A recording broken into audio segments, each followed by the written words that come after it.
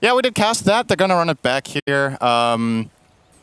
I find this hero to be a little bit of an enigma, to be honest. I don't know how truly well understood it is by the pro scene in general. Obviously, the teams that pick it, you would expect, have the most knowledge of it. And I'm curious what LGD's approach is against it. Clearly, they feel like the Marcy carry is a good matchup, which it should be.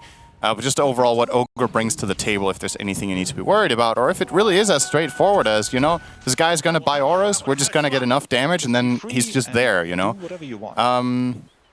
For me, the more interesting hero to look at overall in this game is the Bristleback. I think this is a really cool last pick. Like the panel talked about, great against the Visage. The Marcy matchup could prove to be a little bit tricky, but I see a world here where if Yatoro, like Fear pointed out, gets to farm some big stacks, he might honestly reach an almost impenetrable level in the earlier portion of the mid-game. The Radiant lineup doesn't have the most reliable, good damage sources against him. The birds don't really work. You have Sunray, which can be okay.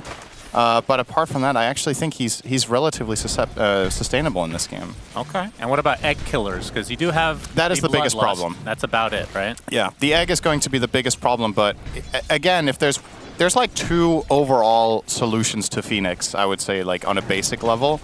One is to kill the egg. The other one is to be able to disengage, right? When it comes out. Storm can disengage. Oh, they're going for this kill in the bot lane. Shira looks to be dead. Collapse gets the first blood. You question the Ogre. They don't Immediately, they shut your freaking mouth. They don't know. No, it was all you. You hated on it. I question how much the teams know about Ogre, and it looks like LGD forgot about Ogre. I think everybody did, to be fair. As long as they didn't forget about Dre, then it's fine.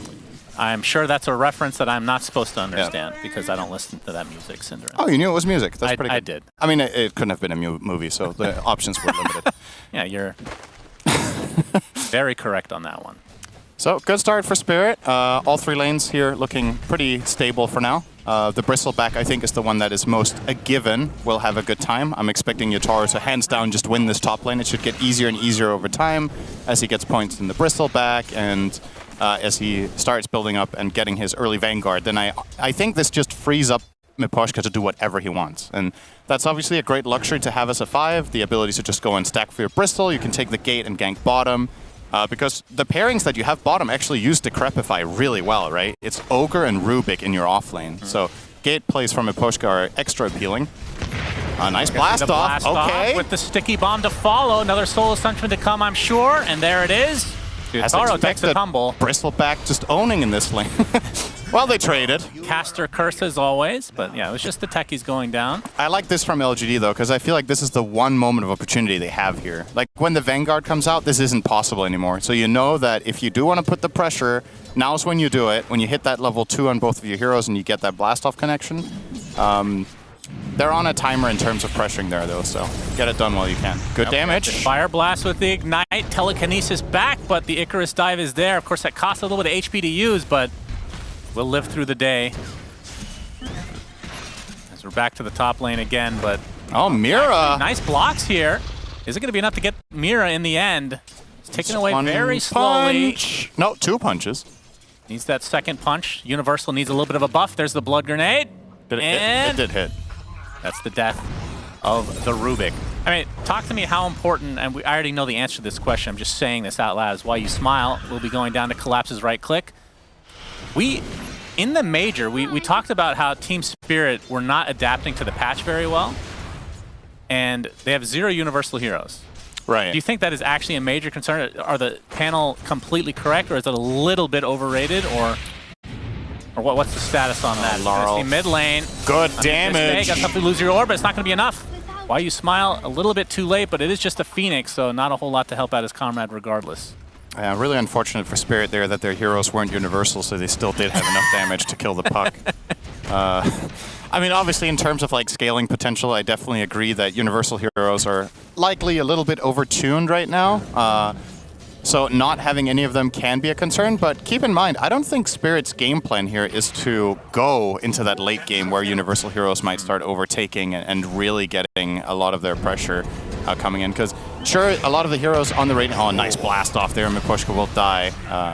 Yeah, sure, the Radiant has multiple universal heroes, but I wouldn't say all of them truly like peak or benefit a lot when the Spirit lineup wants to fight, right? It's the Marcy will probably need a bit of time, and Vistage doesn't really. Yeah, This it's is a not about very the number. brawl-heavy patch right now. I mean, that's another reason to pick Ogre. Just super tanky, just gets right in the thick of things. So perhaps trying to create a new type of strategy for Spirit.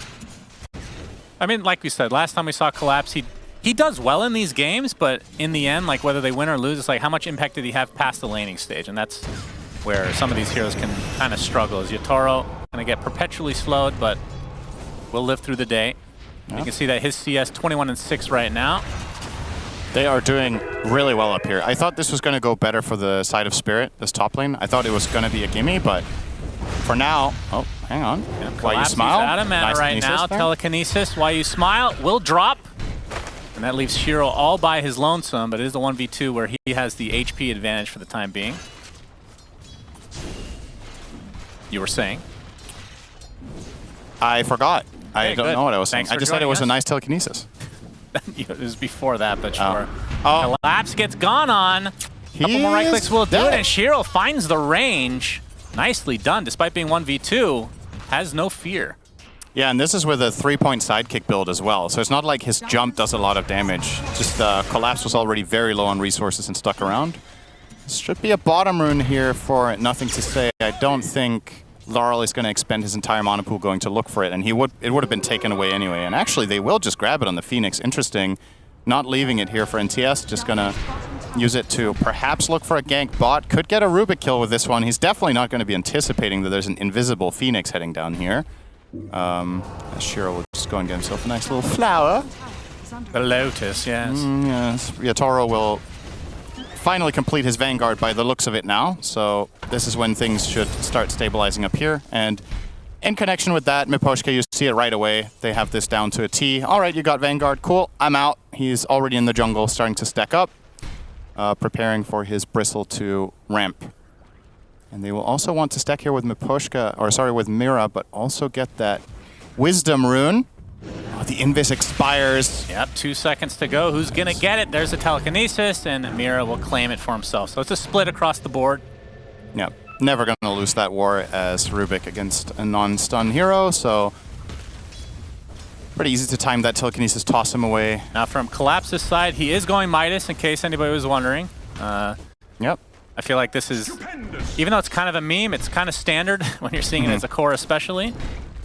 And from the other side, the Phylactery very close to being finished for the Visage, just the point booster away. So that's the combo with the Soul Assumption, which has the ridiculously low cooldown of 4 seconds, which Phylactery, what is that 6 seconds? Or is that also 4? Oh, I actually forgot. I think it's... Yeah, look it up. That's good. Yeah, I gotta find it here. It's hard. Type it in. Use your keyboard. Yeah, it's hard to find it, Shannon. I'm looking for it. It's one of those... I see you don't want to type to filter. There it is. It is indeed 6. Okay. And Brave Chill is 11, so... All right, as we're going to see the first coil of the game in the mid lane. Not looking to snap it. Instead, the Gargoyles are coming to play as well. Permastun is there, as Nothing to Say gets credit for that kill onto Laurel. Nice rotation from PSG.LGD. Might have lived if he snapped it, I think. Yeah, potentially. Sometimes you just got to eat that stun so you can get the hell out of there. Instead, you're effectively like kind of stunning yourself for 5 seconds, right? Yeah, that's true. So, as Collapse gets taken out as well, so across 2 lanes, LGD getting very good a lot of them. resources out of this. Damn, I am still surprised. Yatoro is 600 behind the Visage. This was Spirit's last pick counter to what they saw from PSG.LGD. They have definitely not got out of it what they wanted. And this has me, I have to say, we're 9 minutes in, but I'm a little bit concerned for them with how this lineup is constructed and what it's meant to do. Bristle is a very timing-based hero. And even just being like a few hundred net worth behind, close to 1,000 of what you would want to be at this point, has major ramifications of what ends up happening 20 minutes into the game when you're supposed to peak. Because if you, it's like a math hero, right? If you're treading this fine line of, am I tanky enough while dealing damage or do I get overwhelmed? Those 1,000 gold, you might just be missing that one key item that gives you some armor or some health, whatever it is. They can pierce through you and the fight is lost. Yeah. So really got to make sure they get Yatoro up to speed here. He is the centerpiece of their lineup and has not been off to the start that they were hoping. What stacks do they have? Do they have anything major set up? I actually don't think so. I think Miposhka made a double that they farmed. Yeah, there's an ancient stack there. And one ancient double camp. So not a lot to show 10 minutes in. He has stacked 4 camps, so I guess he did farm a little bit in the triangle area. There are some stacks on the side of LGD that he could potentially steal, but I'm not sure if they're aware of that at the moment. That is true. That is a Bristle specialty. And, I mean, LGD Collapse. can't really take it themselves until this Battle Fury comes online. Collapse, like you said, getting gone on, but the rotation from Mirror gets the telekinesis off, but the Unleash doing massive damage. Larlo's come to play, though, and he gets the Electric Vortex. Collapse does fall in the end, so it likely will be a trade, although Larl starting to run out of mana, but finds the damage in the end, so 1 for 1. Position 1 for 3. Yeah, I don't think PSG.LGD mind this too much, though. They force the TP rotations. They get the Phoenix level 6. And all of the resources expended by Storm. He's actually going to walk into NTS. I mean, NTS is alone. He might kill the Rubik and get out of here, I think. That's going to be the death of one. Yeah, pretty clean. Just going to get away. That's with the Arcane Runes, so another 45 seconds for the coil to come back. And of course, these stacks were scouted, so they are aware that this is likely something that Yatoro's going to want to take. Zips on in. They actually want to go for this, nothing to say. Just trying to delay things as long as possible. He's going to get he's going to get destroyed. Laurel gets credit for that one. Now the Visage going to get some help thanks to the Phoenix with a beautiful Fire Spirit on all 4 heroes, it looks like. Getting healed up, though, is that Storm Spirit. They're going to dive very deep, though, as TP rotation from LGD are on the way. Blast off comes in. Yataro's going to be one stunned under the tier 1 tower, but the heal's coming out from Miposhka. Will it be enough to keep him alive? For now, yes. The Soul Assumption with the Phylactery doing massive damage, but not enough to find themselves a kill. So that play punished as Spirit take nothing to say down. Yeah, they should be happy with that. If Puck could have connected with the teammates and invaded the triangle area, they could have probably stolen the big camp. I don't think they steal Ancients with these heroes, but they could have definitely got the big stack, which would have been very nice. But they are the ones to make the move first, kill off the Puck, and prevent that from even becoming a possibility. However, LGD are going to go on the offensive straight away. They want to try to get this top tier 1 tower. They have the siege creep wave, so they are congregating multiple heroes up here, but Spirit aren't anywhere to be found, so this is probably just going to result in a tower with no defense. But the good news for PSG.LGD is doesn't look like Spirit can trade at all. They've barely even dealt damage to a tower, as a matter of fact. I take that back. They've damaged the top tier 1 out of all towers, but the bottom tower is not in trading range yet for Collapse. So it'll start some pressure on mid, though, with Pugna. Level 3 Nether Blast is pretty meaningful. Gets it down to about a third here. Oh, but there's the 12-minute Midas online for Collapse. Oh, wow. They're actually just going to get this fully. No defense for mid. This was effectively Miposhka soloing a full tier 1. Yeah, that's pretty effective. All right. And efficient. Yeah, that's... was not expecting that to be the final outcome there, but I guess PSG.LGD just a little bit concerned with the amount of missing heroes. Like, at any point you TP into mid to defend, you can get jumped by Storm. It can definitely get scary, and you need the numbers. And they just didn't really have them, so they're going to take the safe approach, let it go. Bot lane, though. They see... Oh, Phoenix. Yeah, the Electric Vortex looks like it might have been on a creep. That's going to cost them a kill. So now Spirit, seeing that Laurel is out of mana completely, just have to back away. But a beautiful stun on 2, followed up by the coil. And there's the Unleash from Shiro. They've already gotten the Rubik. The Snap is there as well. And that's going to be enough to take out Yatoro. Although, no, he's getting healed up in the backline by Miposhka, who will die as a result. But you can see Yatoro does live. Some way, somehow, Spirit are turning this around. The Ogre finally falls. This is going to be a team up on both sides if not careful here. Yatoro somehow still alive after all of this. Now the right clicks are coming. The Soul Assumption from afar. He does get destroyed. The last remaining Gladiator alive is Laurel with no mana to speak of. I can try to farm these summons, but that'll be a hard task for him at this point. So many little plays in that fight that went right. It's good we're going to get a replay here. So you see the start here. The Vortex does go on a creep next to Phoenix, so he actually gets to reposition a bit, and that, I think, makes the difference. So he survives the initial onslaught, and then as we get into this fight, good bird drop. We get the coil, and they use this coil to toss Bristle out with the Dispose to get the Snap here, and this save from Miposhka crucial. Really great positioning standing behind the trees. He'll suicide for it too, so remember that kill wasn't even part of the equation. That was just a deny. So effectively Spirit got a 5 for 3 out of this, and their Storm Spirit was the one to reap all the rewards in the end, which is a dream a dream hero to get this on now, well ahead on net worth, 1,000 ahead of the Visage, who is the top breadwinner on the LGD side currently. And this is Bristle. This is what he wants, right? That's the kind of fight that you're hoping for. If you're Team Spirit, you want this hero to be involved around this 15-minute-ish minute mark to 20 minutes and really use the tankiness, and you got maximum value there with the Pugna covering him. It's going to get harder when Marcy gets some items. If she gets a Silver Edge, if she gets a Nullifier, all of a sudden this can definitely turn in her favor, but for now... Yeah, well, speaking of which, Shiro does finally finish the Battle Fury, so I would assume that these stacks will be taken out pretty swiftly, although... Now they've unlocked their ability to steal them too, right? Like if you take a good fight and Shiro doesn't have to ult for that, then you can immediately just run in and clean house in the enemy Ancients as well. Yep, Unleash still several stacks there for Spirit.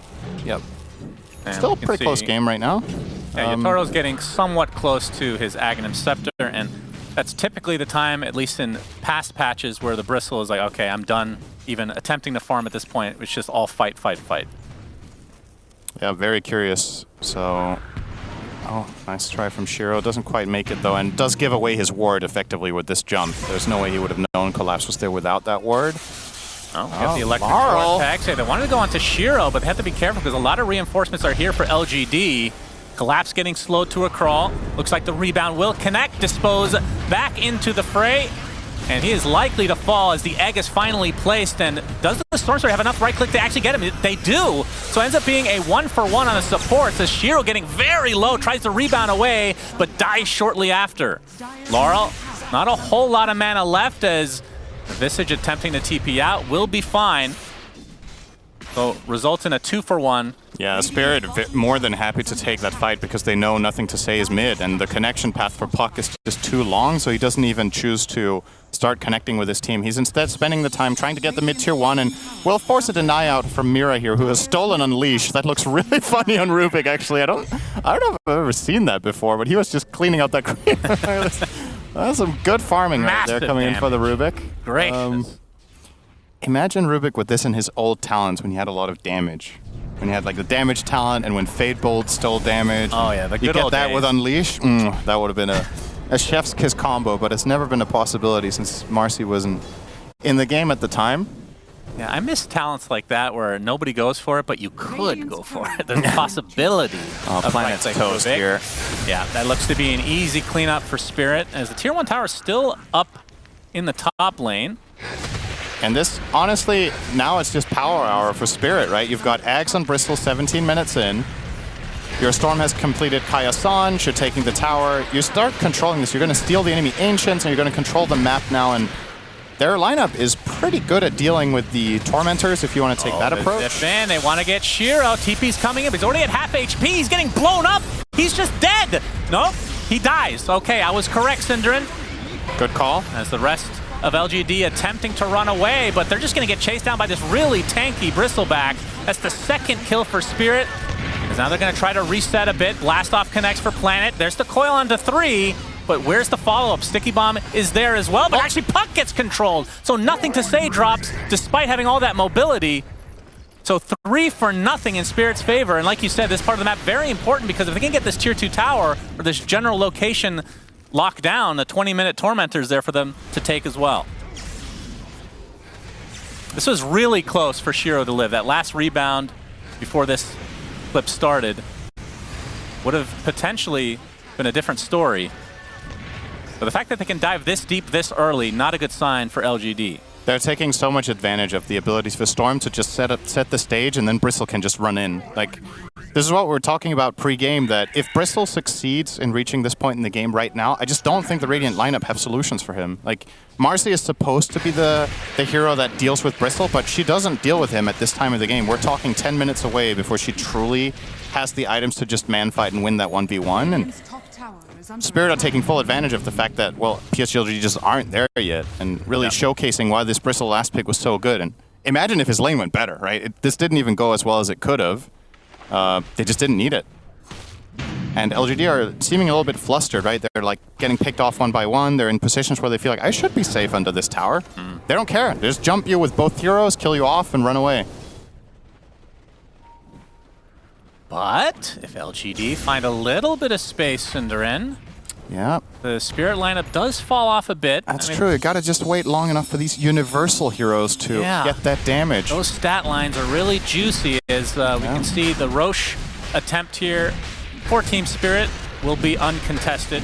This is a very, very slow Roche because they don't have any universal heroes. Really lacking in the damage department. Yeah. Could have really shored that up in the draft if they just realized that universal heroes existed in Dota. All right. Guess what? Bristle with Bloodlust hits pretty fucking hard, and he can kill Roche relatively easily. Yeah. So, and he got the pretty good Vampire Fangs neutral, right? He got the spell lifesteal. That is amazing. On the, I honestly think this is the best hero in the game. The best for this in the neutral game. Yeah, this is the best hero in the game for this neutral. I'm gonna have to think about that. Because Bristle uses both spell lifesteal and lifesteal so well compared to on other heroes. The zip in, nothing to say, gets the phase shift off. Yes, and he's dead. Big pick off for Spirit. They can get the tier 2 and perhaps steal the Tormentor. If they go straight for that. They don't have the Bristle though. Do they need him? But with 4, you would think they could just clean that up relatively fast. I just think they feel very safe here. Like there's no immediate risk, and no problem. All right, and that's a shard from Rubik. All right, so a little extra save potential now with that telekinesis. Very good tool against Puck. Your teammates get coiled, they snap the coil, and then you can toss them away after and create distance. So now, you get some more insurance basically. It's not like obvious as a solution. 3 familiars have been killed this game. 3. Yep. That's that Bristleback is supposed to be the killer of I think Bristle killed one of them. Yeah. That hasn't been a priority because the objectives have been a priority, and killing the heroes themselves have been the priority for Spirit, who now have a 12k lead with the Aegis still intact. And like you said, from the side of PSG.LGD, we are kind of far away from Marcy having a big impact. I mean, the Aghanim Scepter is almost done. I would assume a BKB needs to be next before she's really ready. But then again, you need Silver Edge. I mean, Nullifier would be good too because of the Decrepify. There's a lot of items you would want to potentially go for this game if you have time. Again, I just think the biggest overwhelming problem is you need more single target damage to kill Bristle. They got him again. Nothing to say. Might live though. A lot of help on the high ground. The coil only onto 1. It's the very tanky Ogre. Gets telekinesis like you talked about. Will be saved as a result. And the Ag kind of wasted in the end. This is not good for LGD. They need to get the hell out of here. And Laurel is a bit low on mana though. And obviously still has the Aegis, but it's still got so much time left that maybe not trying to overextend at the moment. Yataro, he's not scared though. He has the BKB, Ags intact. He can't die during BKB. They don't have damage. So he can play very, very confidently. I mean, sure, if he starts diving tier 4s, we might be having this conversation again. You have to cover all your bases because you're wrong a lot. He's just not going to go there, you know? I'm still waiting on your better Vampire Fangs hero, by the way. Take your time. I need to... Oh my god, all right. Nothing to say died while you made up that very interesting point that nobody was listening to. I was listening to it. I don't know who you cast for. I cast for myself. Yeah, that's true. We all do. We're all selfish beings in the end. Yeah, I'm really funny. I love my casting. At least there's one, I suppose. And the slow siege continues, and this tier 2 will drop now. And you can see that Spirit have positioned themselves for the bot tier 2 as well, and they take that swiftly. So now all the outer towers are dead. And the Aegis, how much time we got left? We got a minute and a half, so we would expect some sort of a poke at the very least. But we'll see how much they want to really force the issue. What do you do as LGD is my big question here. Like, Marcy has to buy BKB so she can sustain it in the fights because she's just getting blasted by spells. So her item counter against Bristle is still far away. There's no Silver Edge in sight. There's no Nullifier in sight against the Pugna. So you kind of have to... I think you have to do something active. I don't think you can try to like weather the storm and then eventually we get to our items. I just don't think you have enough map to do it. So you kind of have to try to take fights and catch Spirit when they're fragmented, such as now. They might find the Rubik. Well, who found who, though? Yep, another silence comes out, so nothing to say. Can't really get the initiation off, but you can see the Stormspirit getting control. There's an Aegis. This is just the Aegis, though.